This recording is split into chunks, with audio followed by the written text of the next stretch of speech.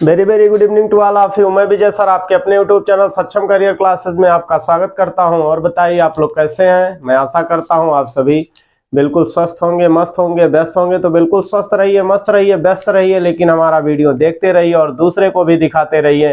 जैसा कि आज आप देख पा रहे हैं कि आज का हमारा टॉपिक है पास्ट परफेक्ट टेंस। सबसे पहले मैं आपको बता दूं कि ये जो आपका सेशन चल रहा है, इसी क्रम में मैं आज वीडियो में लेकर आया हूं आपको पास्ट परफेक्ट टेंस के एक्टिव वॉइस के सेंटेंसेस को पैसिव वॉइस में बदलने के रूल्स। समझ में आया।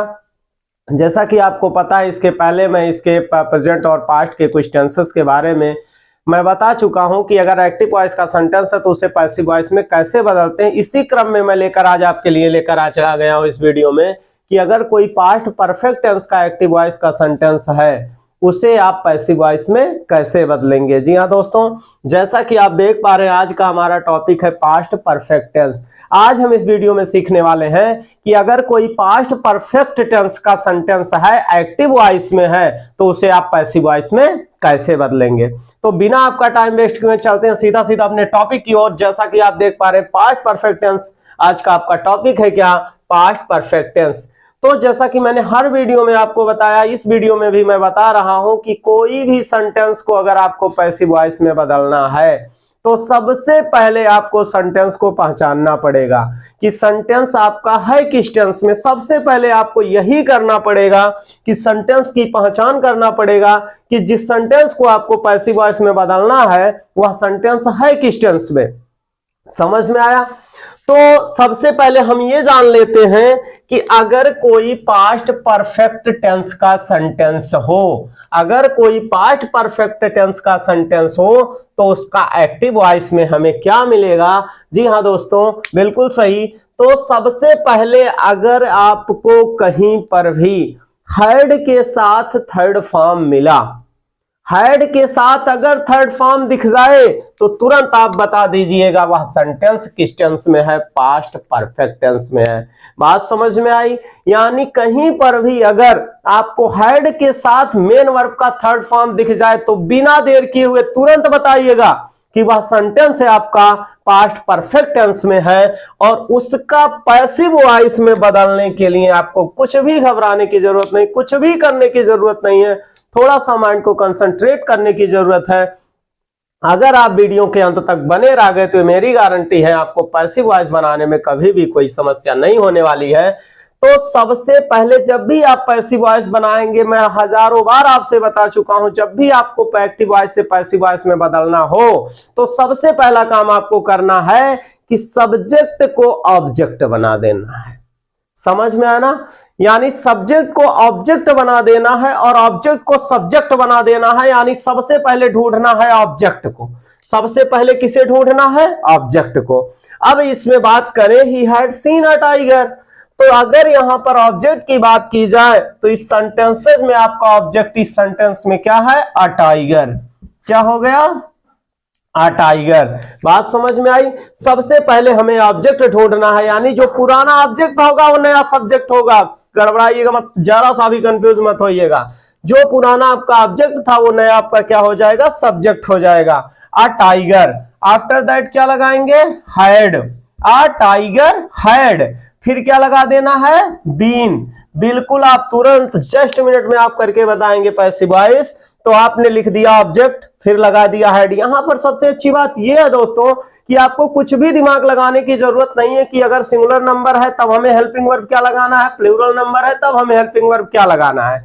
चाहे सिंगुलर हो चाहे प्लूरल हो, कुछ भी सब्जेक्ट हो, आपको हर कंडीशन में लगाना है हेड, और हेड के तुरंत बाद लगा देना है क्या, बीन।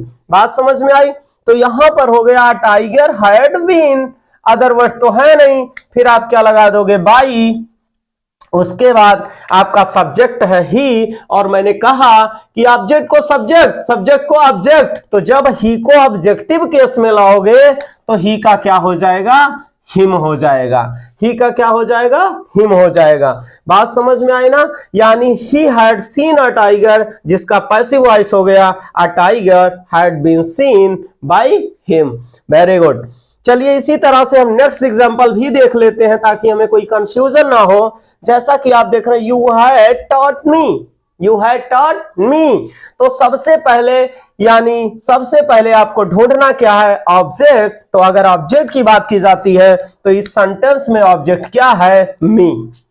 तो आपको क्या करना है, ऑब्जेक्ट को सब्जेक्ट बना लेना है। तो अगर मी की बात की जाए तो मी है किस केस में, ऑब्जेक्टिव केस में है, और इसको आपको बनाना है सब्जेक्ट। तो मी का जो सब्जेक्ट होगा वो क्या हो जाएगा, आई। क्या हो जाएगा, आई। और आई के तुरंत बाद आप क्या लगाओगे, had.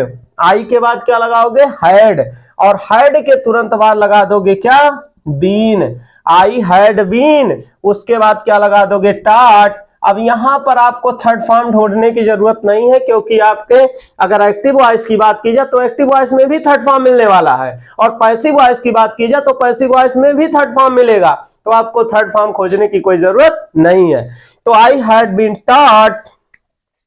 After that other word तो है नहीं, फिर क्या लगा दोगे, बाई। आफ्टर दैट सब्जेक्ट लिखना है तो यू को जब ऑब्जेक्ट बनाओगे तो यू ही होगा, क्योंकि आपको पता है कि यू का सब्जेक्टिव केस और ऑब्जेक्टिव केस यू ही होता है। जी हाँ दोस्तों, अब बताइए, जैसा कि मैंने बताया, आज मैंने आपको इस वीडियो में बताया कि एक अगर पास्ट परफेक्ट टेंस का एक्टिव वॉइस का सेंटेंस है उसे आप पैसिव वॉइस में कैसे चेंज करेंगे। जैसा कि मैंने कहा कि अगर एक्टिव वॉइस में है तो सब्जेक्ट हैड थर्ड फॉर्म मिलेगा, ऑब्जेक्ट मिल जाएगा, और फिर जब आप पैसिव वॉइस में बनाएंगे तो ऑब्जेक्ट के बाद हैड लगाना, फिर बीन लगाकर मेन वर्ब का थर्ड फॉर्म लगाना, अगर अदर वर्ड है तो अदर वर्ड लिख देना है। आफ्टर दैट नए ऑब्जेक्ट पुराने सब्जेक्ट से पहले क्या कर देना है, बाई लगा देना है। जैसा कि एग्जांपल में बताया, he had seen a tiger, उसी का पैसिव वॉइस हो जाएगा, a tiger had been seen by him.